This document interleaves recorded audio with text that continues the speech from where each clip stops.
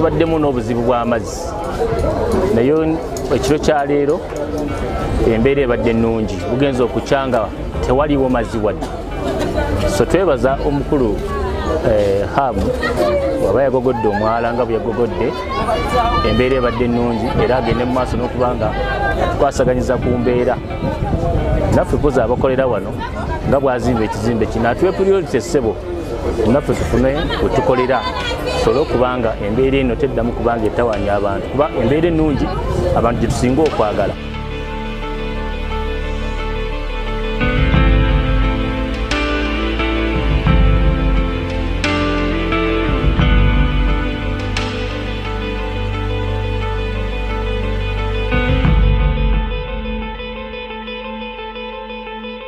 Embeera gye tubaddemu nga tugamba nti oba Hamu okuzimba wali kyekituleetedde okubeera nga amazzi gatuyingirira mu katale nga ffe abasuubuzi. Ebyo byonna ebitosi bye mulaba bivudde muno mu katale, nze sibirabangako ndi bisobola okuvanga omwo mu katale.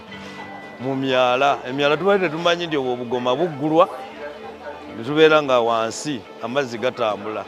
Mbadde nze sirabangako nga emyala gino gibeera bwe giti ate era kye mbadde simanyi nti omuntu asobola okukkayo wansi n'abeera nga kawansi mu mwala ne gubeera nga bwe guti. Era nsanyuse nnyo okubeera nga Hamu atukolera ekintu kino era tumwebaza Haji alhamdulillah rabbil alamina weebale by'otukoledde nga ffe abasuubuzi.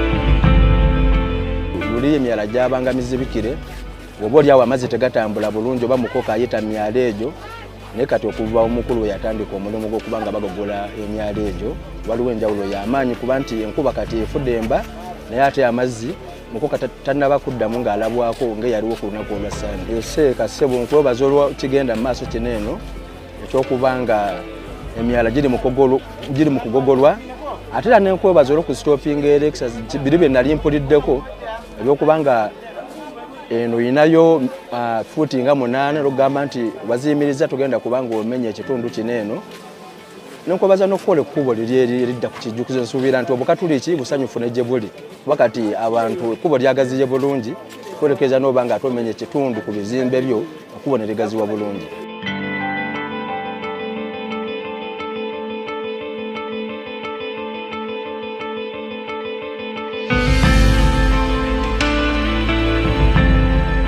Tumwebaza luli enkuba ebadde tuyisa bubi naye okuva yatandise sisitimu y'ogogola emyala leero enkuba etonnye tewali buzibu bwe tufunye bwonna era tuli bize mu katale kaffe tukola nga bw'otulaba. Tumwebaza bwebaza atwanguyirizeeko kumala kizimbe kyaffe pulogulaamu etambule. Tumwebaza bwebaza Gikiggundu. Olwaleero enkuba ettonnya mulina kye mulabye? Tetulina kye tulabye yadde amazzi gatambula bulungi. Omwala amazzi gagenda bulungi tewali buzibu era bulijjo enkuba bw'etonnya wano wonna tuvaawo naye mutusanzeewo buno obudde amazzi gabaawo nga wajjudde naye mutusanzeewo nga amazzi gatambudde dda tewali buzibu. Leero etonnye mulina amazzi ge mulabye?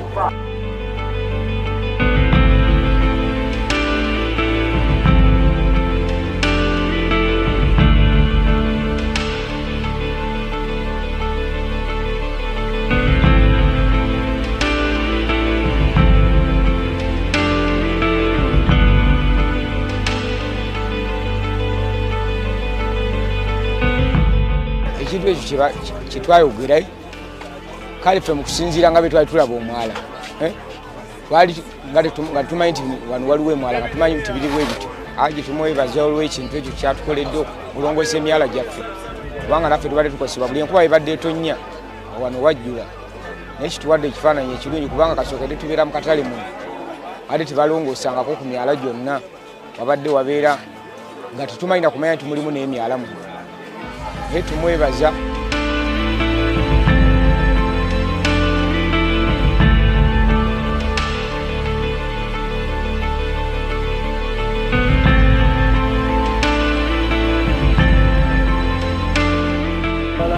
bonna bakoze kyamaanyi kuba emyala egisinga gyali gyazirikira naye kati omulimu gwe bakoze sofa awo enkuba niwejja at least kiri better compared to the when ekibaddewo before.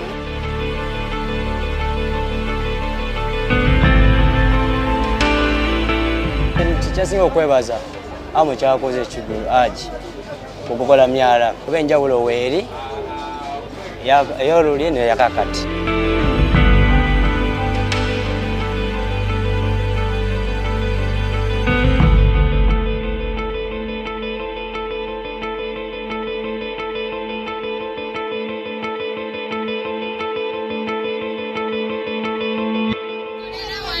Wano kumwala twebaza hamu kuba teyatugobaganya twasigala tukola era twebaza muzeeyi hamu webale kugogola mwana twali bubi nnyo tuli bulungi.